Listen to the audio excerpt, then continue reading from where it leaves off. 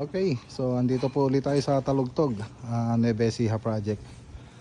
So part 4. So tapos na po tayo rito sa Talugtog. Mga kisame na ito, okay na po. So ang hindi na lang natapos dito, yung pagbaklas nung ano natin, yung tungtungan natin para sa high ceiling. Yan yung andamyo. So dito sa sa garage, ayan, okay na po. Nilagay na rin po yung mga ilaw dito, pin lights, tapos nakapagpintura na tayo, tapos pati yung mga PVC ceiling panel na kulay gray. So yan po yung natapos dyan. Tapos dito, ito na lang po yung tatanggalin natin pagbalik, pag nailagay na po yung supply po nating ilaw dito sa may LED na strip light nilalagay sa aluminum profile, tsaka dun sa cove design. So hindi pa kasi dumating yung mga ilaw natin. Tapos ito po yung sa may dining, ganun din. Ang wala na lang ilaw dito, yung sa may aluminum profile, tsaka dun sa may cove design po natin. So PVC ceiling din po siya. Tapos wala na rin po siyang kornisa. Tapos ito po yung kitchen natin. So nakabang na rin po yung para sa kitchen natin mga boss, sa may center island. So okay na po yan. So modular cabinet na lang kulang dyan. Pero bago tayo mag modular cabinet, dapat makapag tiles pa po sila dito.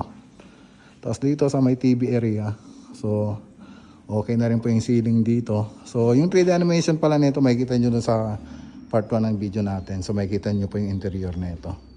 So yung kulang na lang dito, yung ilaw dun sa LED, dito sa may aluminum profile, tsaka sa cove design natin, sa cove ceiling.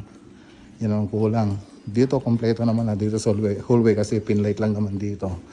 Pero dito, ang kulang na lang dito yung sa may strip light para sa cove ceiling.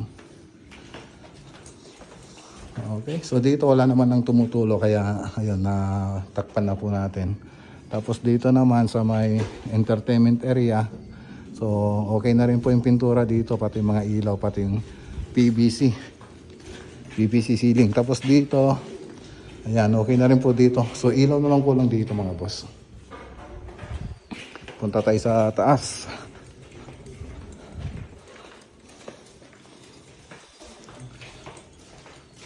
Punta tayo sa taas mga boss.